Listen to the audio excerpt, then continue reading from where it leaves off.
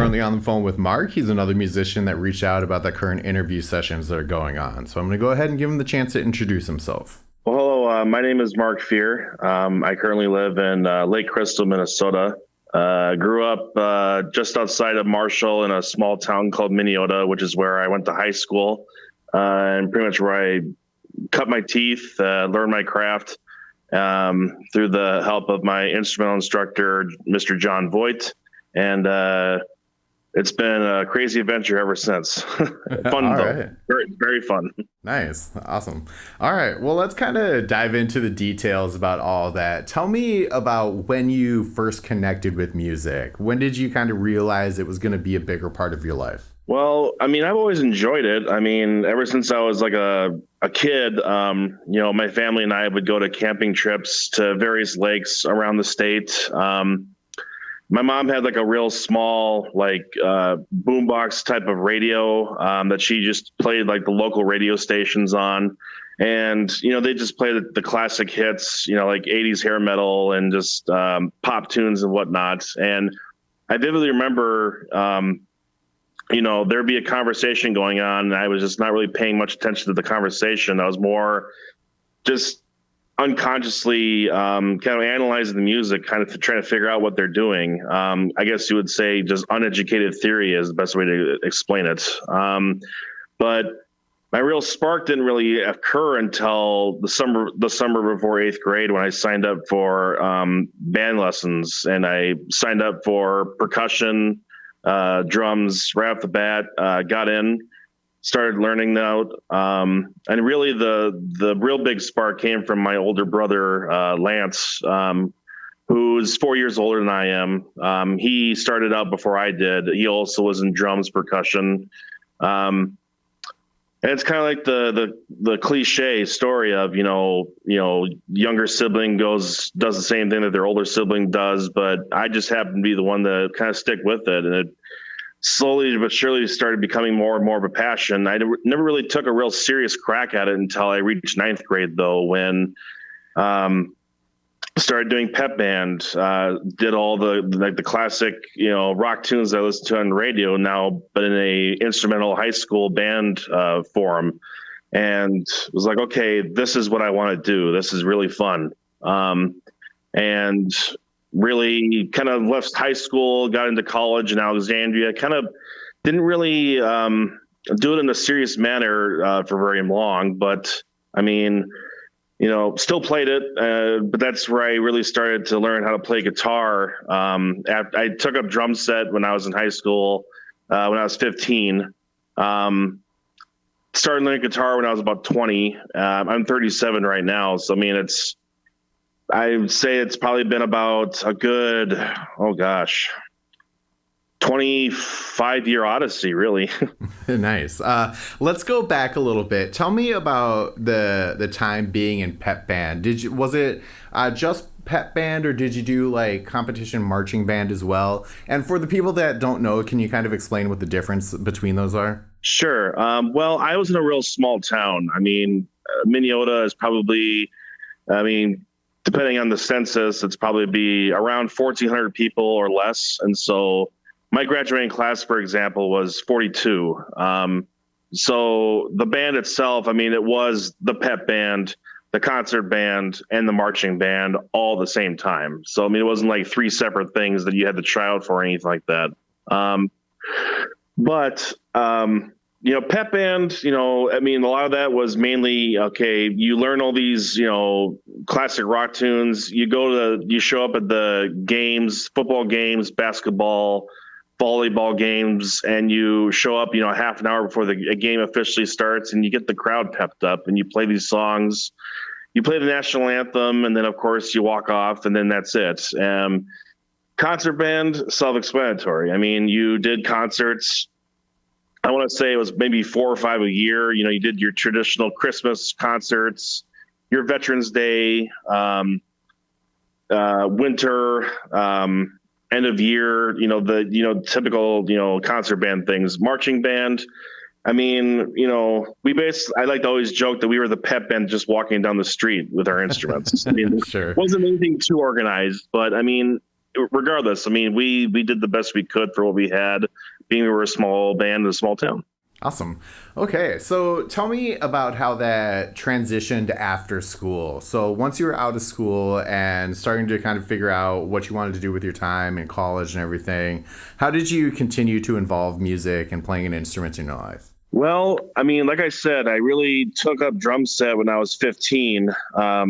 And, when I left high school, there wasn't really a whole lot of opportunity for me in Alexandria.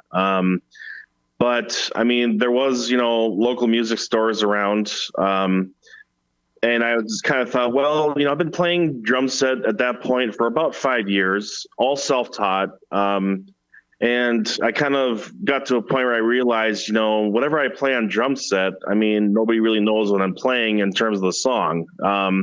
Unless you're like a real, like, heavy listener of the band that I was doing. And so I thought, maybe it's time for me to kind of, expand on my repertoire of instruments and really kind of take up what I always wanted to try, which was guitar. And like I said, I started taking lessons on guitar, I want to say for maybe 4 or 5 months of that.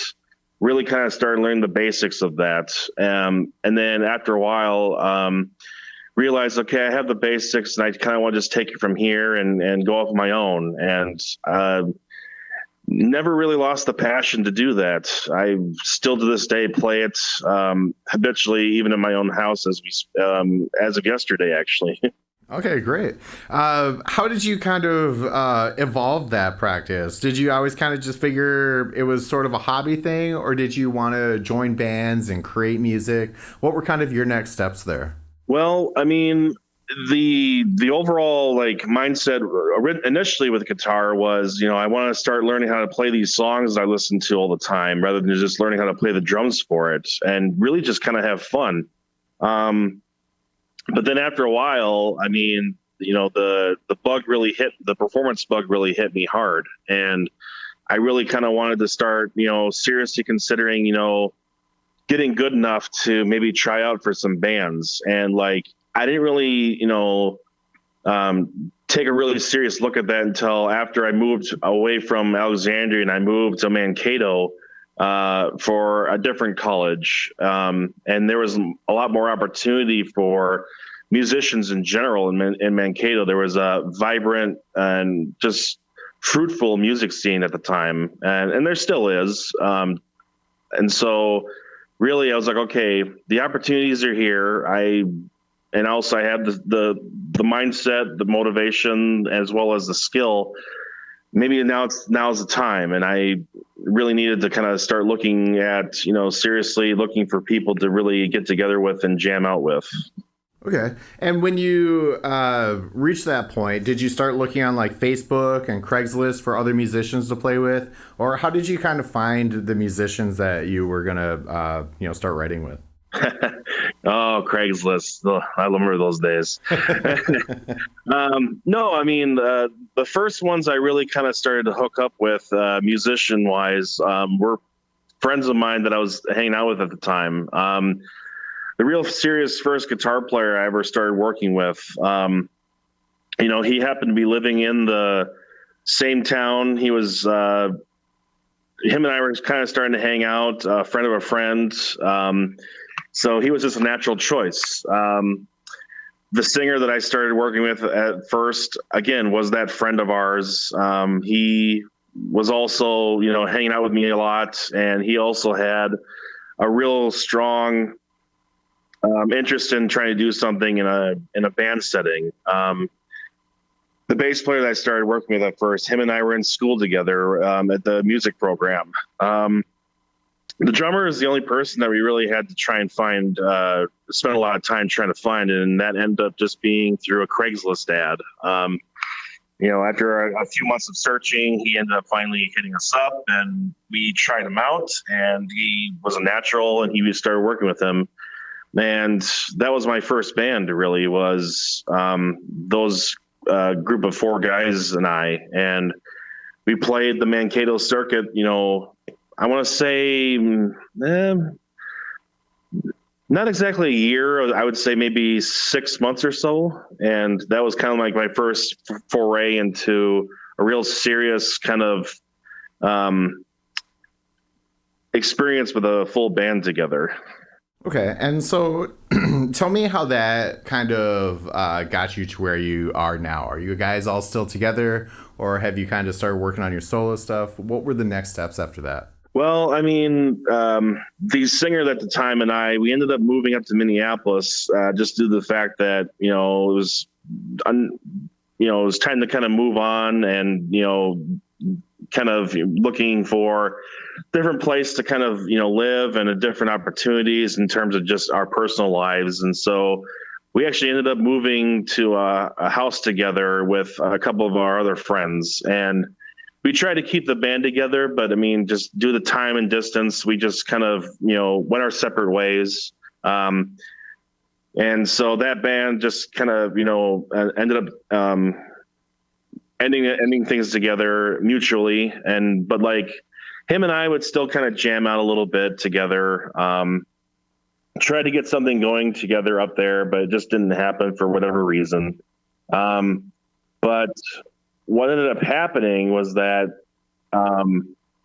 towards the end of our Mankato adventure, I ended up meeting another gal at like a contest or a battle of the bands type of thing, and so that was another new connection that we made, and it was very interesting because it wasn't until a couple of years after that we talked about, okay, maybe we should get a new band together because we still have the performance bug. We still have the motivation to do something in a professional, sense in terms of music. And so us three got together, and, it was a matter of, okay, Craigslisting, asking around, trying to find the other three members, to start a band. And so we started a new band, when I was actually living in Red Wing, Minnesota, which was very interesting because I would have to commute from Red Wing to Mankato for rehearsals, but I was just so motivated to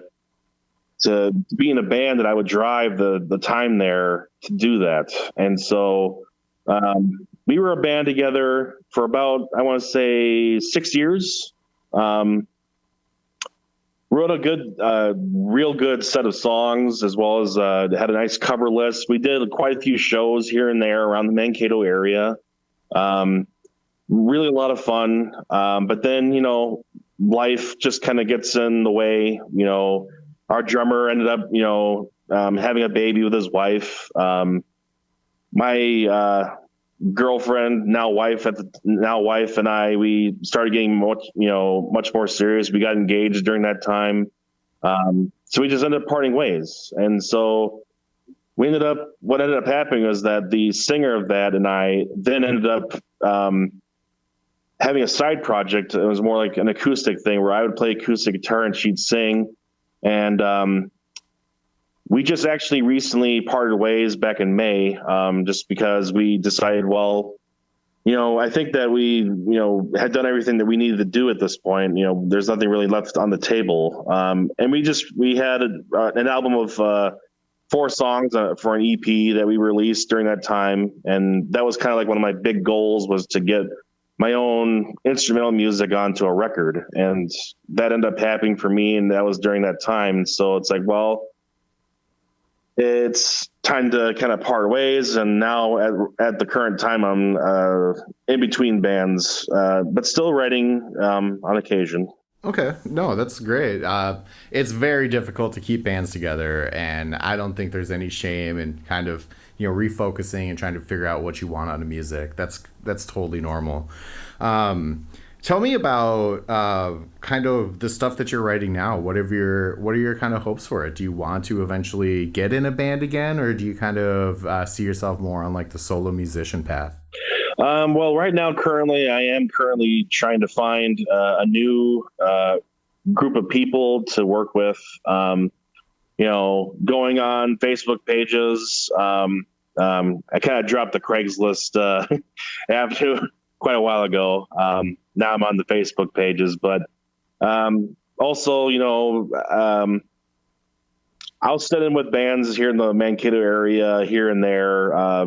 You know, music acquaintances, friends. They have been gracious and kind enough to let me sit in for a song or two, just to kind of have fun, keep my chops up on guitar. But I mean, during this whole time, I mean, I'm not going to lie. I mean, it is a bummer that, I'm not doing it right now like I want to, but at the same time, it's a huge motivator. I mean, it's kind of a nice, um, clear creative time where you have time to do whatever you want because you don't have anybody else there to really tell you, what's right and what's wrong with what you're doing. You have the time to kind of, establish what you have for your original material and have a nice, strong foundation so that when you do have the opportunity to work with a new group of people, you have a strong portfolio of songs that you can tap into. And as of right now, I have about 25, give or take, songs ready to go for whenever that opportunity presents itself. Awesome. That's great. Having that sort of repertoire once you do start getting musicians together will be a huge benefit because then you all kind of have something to come together over and about. Right. And what's great about it is that, I've always been the sound mind and body of, when you get into I call it the band communal mind of where you get together. I mean, yeah, you have the basic idea, the foundation of what the original writer wrote, but I've never really been one to be selfish or put creative handcuffs, quote unquote, on people. I like to just present my original idea and they say, okay, whether they'll kind of look at it and say, okay, this is something that we could work with, and they'll bring their own material into it. They'll write what they want, and then we'll kind of just work it out together. I guess the best way to explain it is that it's a very nice moldable work, a piece of clay that you're working with, and it takes a group effort to really bring it to its finished product. Yeah, absolutely. That's great. With that being said, do you have any social media plugs that you want to put out there? Anywhere anybody can listen to the stuff that you have done or can follow you for when you do start putting stuff out again? Well, at the current time, nothing like in terms of obviously as like a solo artist or a band thing, because obviously, like I said, I'm in between projects right now. But I mean, if anybody would like to take a listen to anything of my original material, as I alluded to, as far as like that 4-song EP album of mine, you can go on YouTube, look up Off the Strings, which is what the project that was called when I was working with that other gal. Otherwise, it's also available on all streaming services. I mean, Spotify, Apple. I'm sure if you name it, you can find it.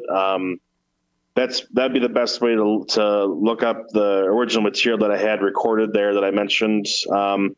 Otherwise, the other stuff that I have written, other than that, I mean, it's still in its probably its infancy stage on my phone. Ready to go, ready to be worked on. It just needs to have, the opportunity to work with some new people, and hopefully in the near future it comes to fruition, and I'm able to bring it to the masses.